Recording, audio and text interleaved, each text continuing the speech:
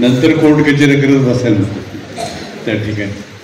आणि 18 वर्षाचा मुलगा झाल्यानंतर 25व्या वर्षी त्याला घरातून हाकला, त्याचा तुमच्या संपत्तीचा काही संबंध ठेवू नका.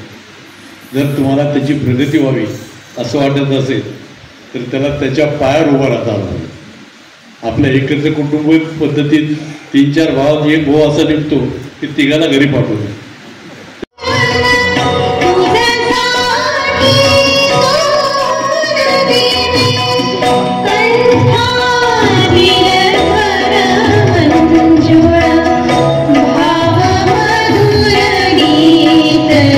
मी असं म्हणतो सत्याने आपण गॅदरिंग करतोय त्या लोकांचं, कारण त्यांना आजकाल आपण पाहतो सत्य परिस्थितीमध्ये विवाह संस्थेत काय चाललंय त्या तुलनेत आज जे 50 वर्ष तुम्ही राहिलेत, तुम्हाला मी वाकून सलाम करतो. यांचा आदर्श घ्या, यांचा आदर्श घ्या, ऍडजस्ट करायला शिका, एवढीच मी तुम्हाला विनंती करतो.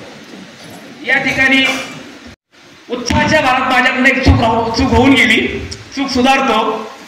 आपण एवढे आलात. आजच्या कार्यक्रमाचे अध्यक्ष चंद्रशेखरभाई शेठ, आमचे मार्गदर्शक ज्यांच्या नेतृत्वाखाली मी असेल, नरेंद्र गवारे असेल, आम्ही 40 वर्ष आमच्या संघटनेचं काम करतोय. महाराष्ट्राचे लोकप्रिय वात्रटिकार आदरणीय रामदासभाई फुटाणे या ठिकाणी उपस्थिती लाभली, त्याबद्दल मी त्यांचं मनापासून त्यांना गेली 20 वर्ष पाहत आलेलं आहे. अत्यंत सकारात्मक विचार, निर्लस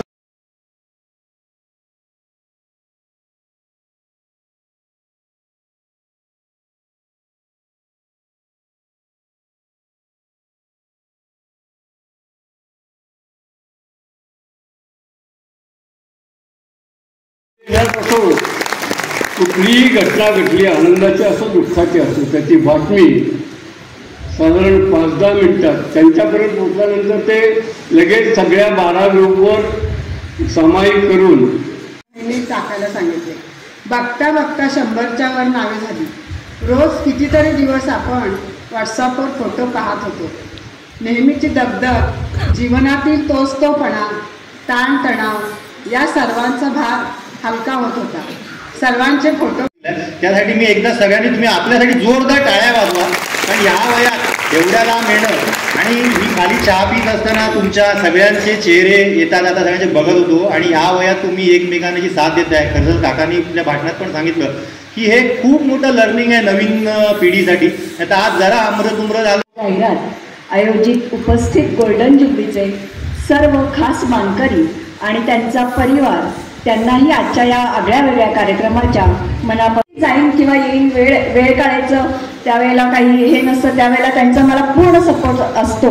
आणि आज हे मला मुद्दामून नमूद करावं असं वाटलं, कारण जेव्हा एखाद्या स्त्रीला चांगला जोडीदार मिळतो त्यावेळेला तिच्या आई वडिलांना या गोष्टीचा खूप अभिमान वाटतो. म्हणून प्रयोजन काय त्यांनी त्यावेळेला सांगितलं होतं असं की अजून तसं प्रयोजन नाही, फक्त मी माहिती मागवत होतो. त्यावेळी आमची थोडी चर्चा पण झाली होती की आपण एखाद्या, कारण कसं आहे आपल्या समाजाच्या या पुण्यामध्ये पण बऱ्याचशा संस्था आहेत की ज्या समाजासाठी कार्यरत आहेत. त्या समाजानं जर कोणात दिसत असेल तर आपल्या 50 वर्ष विवाहामध्ये जे काही आता मला दिसतंय की 50 वर्ष झाली तरी देखील आपल्या चेहऱ्यावरचा आनंद, उत्साह बघून आता कळेल की पूर्वीचा आणि आत्ताचा फरक काय तो. विठ्ठल सोपी गोष्ट नाही. त्यांचं जे व्हॉट्सॲप ग्रुप आणि याचं नेटवर्क आहे ते अतिशय प्रभावी आहे. आणि एक विशेष गोष्ट आपल्याला सांगतो की व्हॉट्सॲपवरती येणारे मेसेज ते खात्री केल्याशिवाय कुठलाच मेसेज पुढे टाकत नाहीत. हे त्यांचं वैशिष्ट्य आहे. त्यांनी आपल्याला 100 प्रश्न विचारले असतील की हे बरोबर आहे ना, असंच झालंय ना, किती दाम्पत्य असतील अशी, तर ते मला 140-150 दाम्पत्य आपल्या समाजात आहेत. आता व्हॉट्सअप त्यांचा ग्रुप असल्यामुळे त्यांना सगळं माहिती होतं. आणि विठ्ठल मेहता आणि सुषमा मेहता यांनी खूप परिश्रम घेतले. काही हा कार्यक्रम कुठलाही कार्यक्रम घडवायचा असेल ना त्याच्यामुळे खूप परिश्रम लागतात. त्याशिवाय एवढे मंडळी इथं हलवू शकत नाही. जेवढे वक्ते पाहिलं तर आपल्याला आपली तरुणाई लक्षात येते की त्या वेळेत आपण काय बघत होतो, आज काय बघतोय, जगाकडे काय आहे. आणि जगाचा दृष्टिकोन म्हाताऱ्या लोकांकडे बघायचा कसा आहे, वृद्धांकडे बघायचा जो दृष्टिकोन आहे तो खूपच विचित्र झालेला आहे. आणि 2 मिनिटं झाली की लगेच 2 मिनिटं झाल्याचं सांगणं हे केवळ विठ्ठल करू शकतो. पण विठ्ठलने केवळ एवढंच केलं नाही, त्यांनी तो आपला ग्रुप चालवला, ग्रुपच्या माध्यमातून लोकांना एकत्र आणलं. महाराष्ट्राच्या कानाकोपऱ्यात जगामध्ये कुणीही दुःखद निधन झालं तर ती बातमी सर्वप्रथम विठ्ठलच्या त्या ग्रुपवरती आपल्याला ऐकायला मिळते, वाचायला मिळते. आणि मन सांगतं वात्रट बोला. त्यामुळं असा प्रश्न की गंभीर बोलावं की वात्रट बोलावं ते काहीच कळत नाही त्या ठिकाणी. परंतु शेठ सरांनी आता अध्यक्षीय भाषण अगोदर करून फार महत्त्वाचे मुद्दे दिलेले जातात. आणि एकत्र कुटुंब पद्धती आमची होती. आम्ही वडील चुलते एकत्र, 6 भाऊ आणि 6 बहिणी आम्ही एकत्र त्यात वाढलेलो आहोत. तो सगळ्यात आता हे सगळे संस्काराचे दिवस गेले. पुढच्या पिढीत शिक्षण मागणारी एकीकडे, ते एका जन्मात 7 हा दुसरीकडे. असे 2 टोक. रस्त्याने जाता येताना तिला ते वडाचं झाड सारखं सतवायचं. रस्त्याने जाता येताना तिला ते वडाचं झाड सारखं सतवायचं. गळ्यातले काळे मणी जड व्हायचे, गळ्यातले काळे मणी जड व्हायचे. कदाचित हा 7वा जन्म तर नसेल. वडाच्या झाडाचं तिला पथ्य होतं आणि सत्यवानाच्या लेखी तिचा वाण हेच सत्य होतं. त्यातील ती बोल्ड आणि ब्युटिफुल, टी व्हीच्या खोक्यातील ती बोल्ड आणि ब्युटिफुल सारखी खुणावते. मॉडेलिंग तर करायचं आहे 8व्या पावलासाठी, मॉडेलिंग तर करायचं आहे 8व्या पावलासाठी. आता तीही बोल्ड, ब्युटिफुल, ब्रॉड माइंडेड, तीही बोल्ड, ब्युटिफुल, ब्रॉड माइंडेड, रस्ताही रुंद रुंद. हे काय, ते वडाचं झाड कुठे गेलं? ते वडाचं झाड कुठे गेलं? कॉर्पोरेशननं तर मुळासकट उपटून टाकलं रस्ता रुंदीसाठी. डायबिटीस येतं आणि शेवटच्या ओव्हर फास्ट खेळताना कधी विकेट जाईल याचा भरोसा नाही. मी माझ्या पणजोबाच्या पणजोबाला ओळखत नाही, मग माझ्या नातवाचा नातू मला ओळखेल का? ज्या घरात मी आज राहतो त्या घरात 50 वर्षानंतर माझा फोटो तरी असेल का? नाही म्हणतील म्हातारा इंटिरियर डेकोरेशनला मॅच होत नाही. इंटिरियर ठेवली याच्यावर बायका हळूच रडायचं का मोठ्याने रडायचं हे दशक्रियेची ठरवतात. काही काही बायका तर नुसतंच पदर नाकाला लावतात, रडू का नको रडू नको. गेलाय ना म्हातारा, जाऊ दे. त्या ठिकाणी दशक्रियेच्या वेळेस त्या केसांनी सांगितलेली कविता आणि त्या कवितेने समारोप करतो. तत्पूर्वी विठ्ठलचे दुसरा सूर्य पाहण्याची आपली लायकी नाही. आपण फक्त एक चंद्र पाहिला आहे, असे कितीतरी चंद्र ब्रह्मांडात आहेत. दुसरा चंद्र पाहण्याची आपली लायकी नाही, तरी आपण बोलतो किती, आपल्याला गर्व किती आपल्या अस्तित्वाचा, आपल्या संपत्तीचा. या संदर्भातली एक कविता.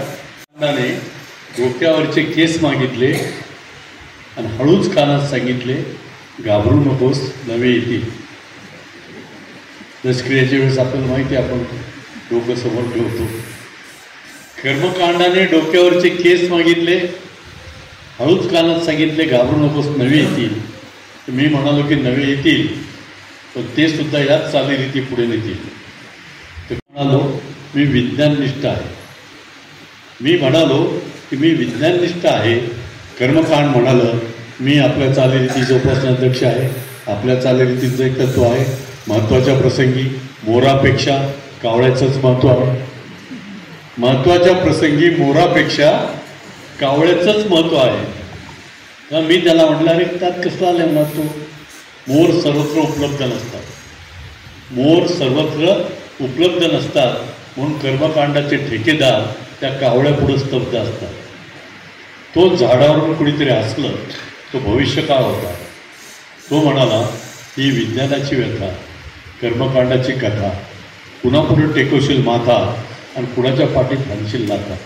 स्वातंत्र्याला सत्यास्त्र इतका आनंद झाला की कदाचित ते गात असताना 50 वर्षापूर्वीच्या काळात त्या गेलेल्या असाव्यात, इतक्या आनंदाने त्या या ठिकाणी गात होत्या. देश स्वतंत्र झाला आणि हे परतंत्र झाले का काय, परंतु हा आनंद बघितल्यानंतर मला फार मनापासून आनंद वाटला. बुजऱ्या की आपण नवीनच त्या ठिकाणी आलो. आता सासू आणि सुनेचं नातं कसं असावं, काय सुंदर हळूवार नातं सोनिया गांधींनी त्या ठिकाणी सांगितलं. सोनिया गांधींनी सांगितलं की मला इंदिराजी स्वतः काहीच बोलले नाहीत, काय येत नाही वगैरे असं रागाने असं काही बोलले नाहीत. त्यांनी काय केलं, त्या रात्री त्यांच्या बेडरूममध्ये त्यांच्या उशाखाली सोनियाजींच्या एक 2 ओळींची चिठ्ठी लिहिली. डिअर सोनिया, फार सुंदर लिहिलेली आहे.